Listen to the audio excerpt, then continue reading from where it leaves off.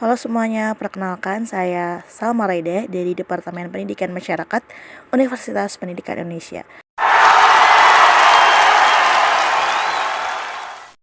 Pada video ini saya akan menjelaskan masalah yang akan dianalisis, hipotesis statistika, data yang diperoleh, alat analisis, pengolahan data, dan yang terakhir kesimpulan. Langsung saja, mari kita mulai. Yang pertama, permasalahan yang akan saya analisis adalah rendahnya tingkat kesiapan menikah yang ditandai dengan tingginya angka perceraian. Dari tahun 2015 sampai 2020 itu persentase perceraian meningkat. Sedangkan pada tahun 2020 itu meningkat 6,4% dari 72 juta rumah tangga atau sekitar 4,7 juta pasangan. Ini data dari BPS dari Susenas. Menurut Maharani 2021, hipotesis penelitian adalah ada hubungan antara kematangan religiusitas dan kesiapan menikah. Semakin tinggi kematangan religiusitas, tingkat kesiapan menikah juga akan semakin tinggi. Maka hipotesis statistikanya adalah H0 rho kurang dari 0, H1 rho lebih dari 0. Di sini saya sudah memiliki data dari 54 responden yang didapatkan dari alumni santri Pondok Pesantren Nurul Salam Ciamis yang termasuk ke dalam dewasa awal, yaitu umur 17-25 tahun dan belum menikah.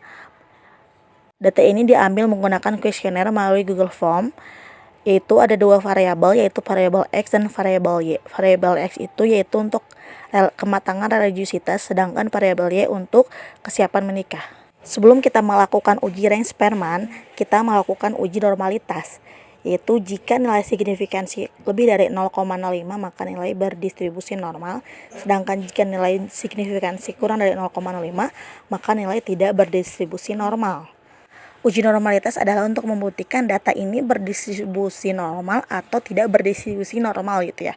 Nah, setelah itu kita buka SPSS, lalu kita buka Excel juga, melihat hasil dari variabel Y dan variabel X, lalu di copy, nanti dipindahkan ke SPSS agar kita lebih mudah untuk menghitungnya, karena SPSS ini sangat membantu kita dalam menghitung uji statistika gitu. Nah, setelah itu kita simpan di data view, lalu kita ke variable view.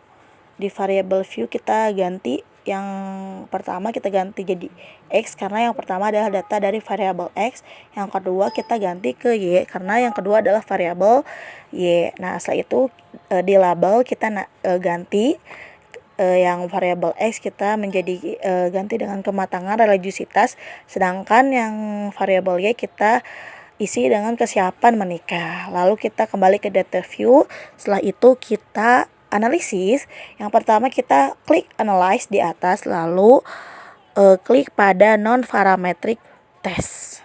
Nah, di bawah ada, lalu setelah itu klik legalisity dialogues. Setelah itu klik one sample KS atau Kolmogorov Smirnov, maka akan muncul kotak.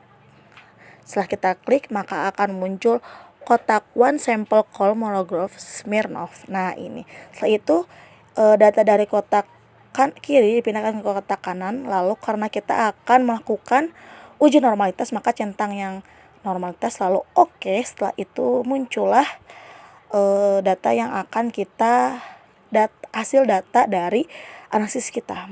Setelah muncul hasil analisis kita bandingkan dengan prinsip normalitas tadi, bahwasanya jika nilai signifikan lebih dari 0,05 maka nilainya normal, berdistribusi normal.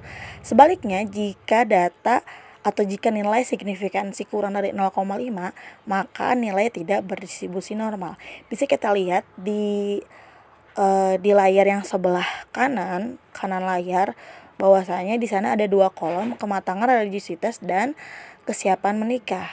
Kita lihat di yang paling bawah, bisa kita lihat hasil dari analisis tadi, yaitu adalah berdasarkan uji normalitas diketahui bahwasanya nilai signifikan variabel X itu 0,032. Berdasarkan prinsip yang sebelumnya, bahwasanya jika kurang dari 0,05 maka distribusi tersebut tidak normal, maka variabel X tidak berdistribusi normal. Sedangkan untuk variabel Y adalah nilainya 0,476, berarti dia lebih dari 0,05, maka dapat disimpulkan bahwasanya variabel Y berdistribusi. normal. Maka dapat kita simpulkan bahwasanya data dari kedua variabel tidak normal. Maka dari itu kita akan menggunakan uji korelasi non-parametrik, itu uji Reng-Spearman. Nah, kita lihat dulu uji Reng-Spearman. Dasar pengambilan keputusannya yaitu jika nilai signifikansi kurang dari 0,05 maka berkorelasi. Yang kedua, jika nilai signifikansi lebih dari 0,05 maka tidak berkorelasi. Adapun pedoman kekuatan hubungan correlation coefficient yaitu jika 0,005 sampai 0,025 korelasi sangat lemah, 0,026 sampai 0,50 korelasi cukup, 0,051 sampai 0,75 korelasi kuat, 0,76 sampai 0,99 korelasi sangat kuat, 1 korelasi sempurna. Selanjutnya bisa dilihat di layar ini ya kriteria arah hubungannya. Setelah itu kita akan lakukan uji Reng-Spearman. Kita buka kembali SPSS-nya, lalu kita ke menu Analyze. Di menu Analyze kita ke Correlate, lalu klik bivariate. Data yang akan diuji terletak di sisi sebelah kiri. Lalu pindahkan ke kanan dengan tanda panah. Karena kita akan menguji Reng-Spearman, maka kita klik Reng-Spearman lalu tekan OK. Pastikan when tiled, lalu tekan OK. Maka akan muncul hasil analisis correlation non-parametric uji Spearman. Nah, bisa kita lihat ya dari hasil uji correlation Reng-Spearman ini di religiositas dan kesiapan menikah. Kita interpretasikan berdasarkan hasil analisis, maka RS sama dengan 0,474.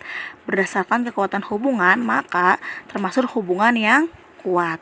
Sedangkan untuk uji signifikansi yaitu 0,000 berarti kurang dari 0,05, maka dapat kita simpulkan bahwasanya ada hubungan yang signifikan dan positif antara kematangan religiositas dengan kesiapan menikah. Bisa kita simpulkan dari kedua uji analisis di atas bahwasanya terdapat hubungan yang signifikan dan positif antara hubungan kematangan religiositas dengan kesiapan menikah pada dewasa awal alumni Pondok Pesantren Darussalam Ciamis. Oke, sekian yang dapat saya sampaikan. Jika ada yang ingin ditanyakan, bisa langsung melalui kolom komentar. Jangan lupa klik subscribe channel ini, like and share. Nyalakan loncengnya untuk menjadi yang pertama mendapatkan notifikasi dari kami. Wassalamualaikum warahmatullahi wabarakatuh. Bye-bye.